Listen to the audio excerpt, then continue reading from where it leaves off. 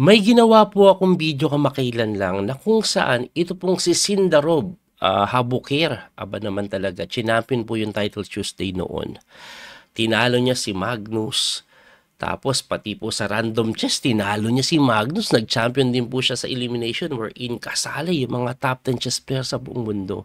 Kaya nga nasabi ko, aba talaga magaling tong Sindarov rising star o baka naman po nakachamba lang.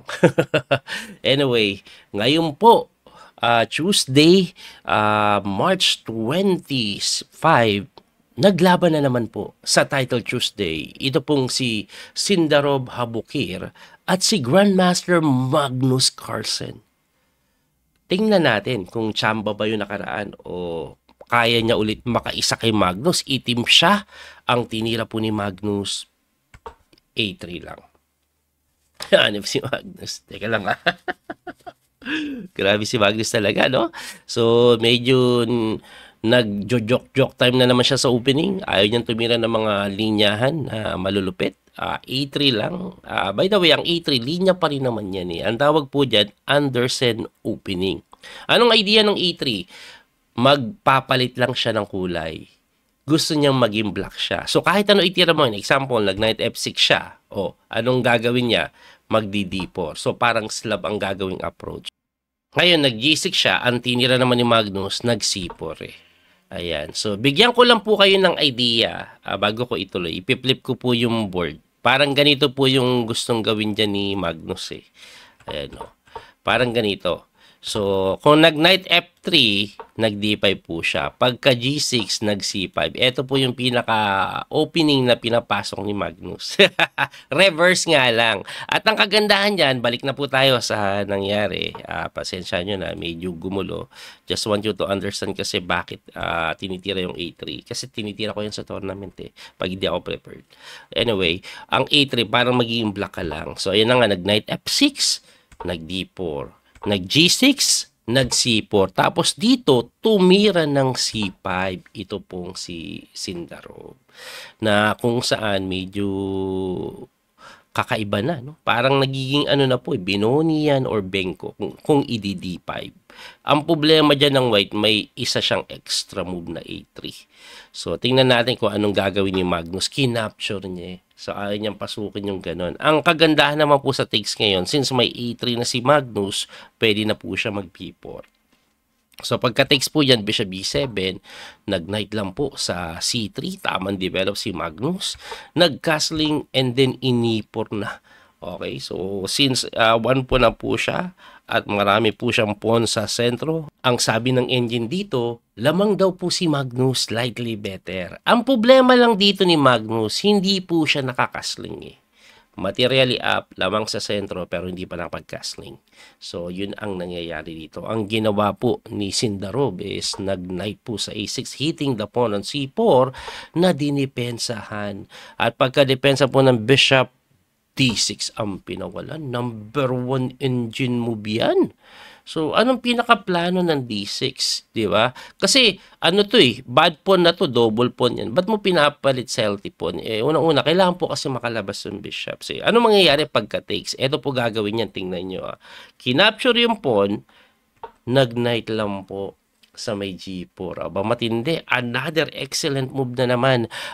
Kasi kanina hindi magawa yan dahil walang bishop na nakadepense. May pawn dito. Sa pagkakataong ito, depensado na siya, hinihit itong bishop.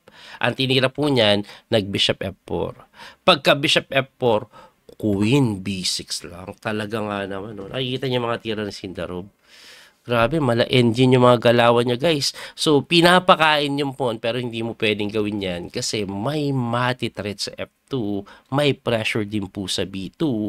Ang ginawa ni Magnus, nag-queen D2 to defend both na kung saan mali. Balik natin. Ang sinasuggest ng engine, for some reason, queen C2 daw instead of queen D2. Ano kaya ang diferensya? Tingnan po natin. So, nag-queen D2, nagkaroon ng bishop takes C3. Pagka bishop takes C3, nag-pawn takes, and then, nag-knight C5. Ayun ang diferensya. Makikita na natin. Kasi kung queen C2, immediately depended yung pawn, depensado din yung knight B3. dahil hindi yung ginawa niya, may threat agad pagka knight c5. Kaya queen c2 daw ang best. Anyway, pagka knight c5, nag-bishop lang sa e3 and then kinapture po yung d6. Ibabalik lang po ng konti. Coach, bakit hindi kinapture yung e7? May threat doon. Kasi magro-rook e8 lang po yan. At yung rook e8 makakatulong pa para mabuksan yung e-file at babagsak nga tayo sa problema ni Magnus. Hindi pa po siya develop sa king side, hindi po siya makakasling. Kaya po ang ginawa ni Magnus, nag-bishop e3. Pagka bishop e3, nag-pawn takes lang po sa e3, hindi pa nga daw the best eh. Ibalik mo nga lang, no? Ang best daw po is capturein mo muna ito. Para daw po pagka-take, saka mo i-takes ito. Bakit? Para mabubuksan yung e-file. At ang problema kasi nga, dahil po sa ginawa na pawn takes immediately, nakagalaw pa yung bishop. Medyo mali pa nga daw yan. Ang maganda daw is kainin mo to para mawala daw yung pressure dun eh. Tapos saka mo tulakan. Ang ginawa is bishop d4 na na-capture na po yung pawn sa e4. Pagka-capture na pawn sa e4, nag-queen c2 na, hitting the knight na bumalik lang. Okay. So, ang ending ngayon, bilangin natin yung pawn, equal na. Anong problema ni Magnus? Underdeveloped pa rin po siya. Yung king niya po, nasa gitna. Ayun ang problema niya malaki. So, ang tinira po dito ni Magnus, nag-bishop e2 to develop. And then, nag-rook e8 naman yan, pinin lang. Tapos, nag-queen d1, umatras lang. Ibalik natin, coach, ano ba yan? Bakit di nila yung development? Ba't hindi nilang po nag-knight f3? Bishop f5 po kasi paparating. Tapos, knight d3 dahil nakapin. May mga ganun pong idea. Example, iwas tayo dito. Hindi pala knight d3, bishop pala dito. Coach, di ba may kaan dito? Di ba? Hindi, may check eh. Ano ngayon? Capture lang. Queen takes c5 eh. Grabe naman yun, sir. Anong meron ngayon? Hataw dito. Pag in-capture mo dahil libre, queen takes f2. Pag tumakbo, wala namang mate, di ba? Queen b2 lang. Tapos, eto na yung threat. Ang sakit-sakit. Grabe! Ang tindi ng Sindarov. So, malupit yung atake at nakita ni Magnus yun. Kaya nag-queen muna sa may d1 to prevent yung mga threat ng bishop f5 na sinagot ng bishop f5 pa rin. At eto, pag ginawa mo yon, it's almost similar sa kanina. Magbi-bishop pa rin na gano'n. Diba? Kaya po ang ginawa, nag-king f1 na. At pagka king f1, anong threat niyan? Gusto na pong tikman to. Batinirahan lang po siya ng brilliant queen b2. Wow, sabaw. Hindi po pwedeng tikman kasi pag kinapture mo, may counterplay dito. Kaya nga napaka-excellent daw ng tira na yan at winning na po ito pong si Sindarov. Ngayon kung titingnan nyo yung oras, 14 seconds na lang si Sindarov. Tapos si Magnus 18 seconds. So ang tinira niyan, inatake po yung kabayo na tumakbo po sa h5. Tapos nag-queen c1, ayan, pag ganyan po na ipit-ipit ka, ipalit mo reyna. Ang problema po dyan, pag nagpunta sa endgame, which is kinapture na nga, tinigs, sa gwapo ng pawn structure, ayan, ang daming weakness. At dito nga po, completely winning na kung ang ititira ni Sindarov is knight b3 na hindi niya ginawa. Under time pressure po kasi. So, knight b3 kasi halos kulong na po yung tore. Let's say rook d1 ka, bishop c2. Bakit kulong? Pwede pa naman dito pumunta. Knight dito mate. Grabe. Na-miss po yun ni Sindarov. Napa-atras po yung bishop. Siguro naisip niya, wala nang oras. Minadali niya na lang po itong atakihin yung pawn. Magwa 1 pawn up. Nag-knight f3 develop. Ayun na nga. Nag-1 pawn up. Nag-king g1. And then bishop d5. Tumira po ng capture. Tinex lang din. At malinis po ito na 1 pawn up. Pero unti-unti na si Magnus nakaka-develop. So, ayan na, naging h2, bishop d5. Ayan, naka-develop na po lahat ng pyesa, pero 1 pawn down. So, ang ginawa po niya, nag-knight d2, tumira po ng rook sa may e2, pumasok, rook d1 to defend, and then dinoble yung tore. And as you can see, pagdating sa engine evaluation, talagang winning pa rin po o lamang pa rin po ang itim dito. Pagdating sa oras, lumamang pa. ng ilang segundo si Sindarov. Anyway, tumakbo yung kabayo, bishop lang doon sa B3, hitting the rook na mali pa nga daw. Ang best move daw, for some reason, dito ka lang. Atras ka doon. No? Pero dito siya pumunta, hitting the rook, tumakbo doon, and then bumalik sa D5, tumalon yung kabayo, hitting the rook na naman, inatake yung A3, nag-rook H1, takes, ay hindi pala tinex. Akala ko kakainin ito eh. Hindi po pwedeng kainin dahil mati doon, kaya napaking move yan. O pagka king move, o pumunta doon na hinarangan lang ng bishop. Actually, hindi na daw kailangan harangan yan. Ibigay na daw po ito. Ang best move is this. Kasi pag ka dito, king movean mo, pagka-capture doon, may takes dito. Ayun o. Kasi may mga ubos-ubos ang pyesa. Anyway, walang oras, 3 seconds on the clock. Humarang yung bishop. Umangat yung tore, kinapture na yung pawn, and this is completely winning na kasi dalawang pawn na malinis ang kalamangan. Pero 2 seconds on the clock, 1 second and 0.6, basta wala nang oras.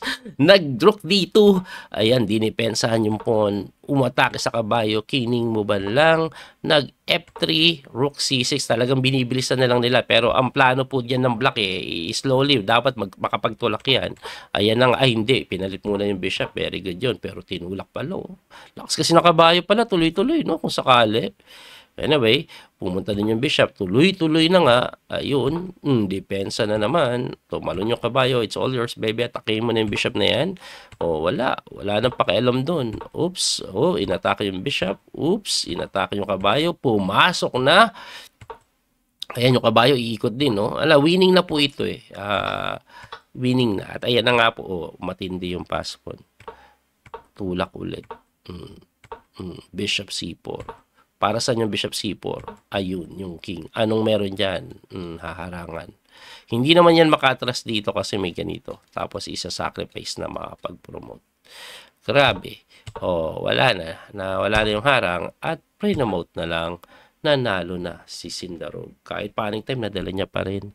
Okay? Wala na pong kwenta kasi yung check na isa, tatakbuhan lang. Tapos wala na. Ito na, ang dami ng isang ray ng maliwanag ang kalamangan.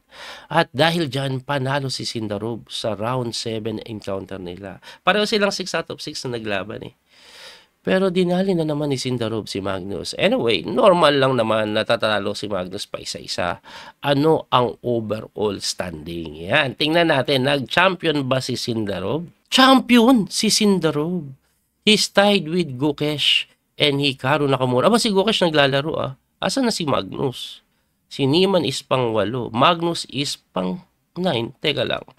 Naka-straight. Anong nangyari kay Magnus? Tinalo, panalo. Ay, natalo kay Nakamura last round. Mako. Tingnan din natin yan, paano siya natalo kay Hikaru? Ayan, tingnan lang natin. Mabilis lang po, no? Grabe naman si Magnus, Tingnan mo naman yung dalawa, naglokohan. Gawan ko nga ng video analysis yan. Pero ang ending is, talo si Magnus. Analyze natin yan mamaya. Muli ito pa yung Coach P ni Master Daniel Causo. Congratulations ako si Sindarov. Galing. No? Teka lang, di nyo nakikita ko pugian ko. Bye-bye po guys. Hanggang sa muli pagkikita. God bless po. Thank you sa support.